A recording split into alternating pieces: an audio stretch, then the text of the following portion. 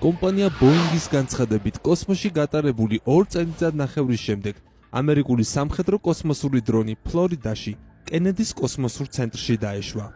უპილოტო შატლ X-37B-ს, რომელმაც პირველი ფრენა 2010 წელს განახორციელა, 6 მისიის ფარგლებში კოსმოსში ჯამში 10 წელიწადზე მეტი აქვს გატარებული და 2 მილიარდ კილომეტრზე მეტი ნაფრენი. ამჯერად უპილოტო საფრენი შატლის, იგივე დრონის X-37B-ს შესახებ გიამბობთ, რომელიც უკვე 12 წელია იტესტება და მისი მისიების შეძლების დაგვარად გასაიდუმლოებულია. ხომალდი სიგრძეში 9 მეტრია, ფრთებს შორის მანძილი, ფრთათა შორისი განი 4.5 მეტრი და მზის პანელებზე მუშაობს. შატლის ბოლო გაშვებამდე 2020 წლის მაისში პენტაგონმა დაასახელა მთელი რიგი სამეცნიერო ექსპერიმენტები, რომლებსაც ის ჩაატარებდა.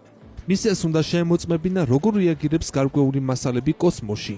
შეეფასებინა, რა გავლენას ახდენს გარემოს რადიაცია კოსმოსში სხვადასხვა თესლზე. მზის რადიაცია გარდაექმნა რადიოელექტრულ ენერგიად და ასე შემდეგ.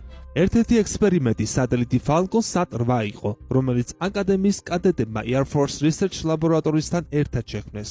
პროექტის მიხედვით სატელიტს უნდა დაეჭირა მზის სხივი და ექცია ის პირდაპირ ელექტრულ ენერგიად.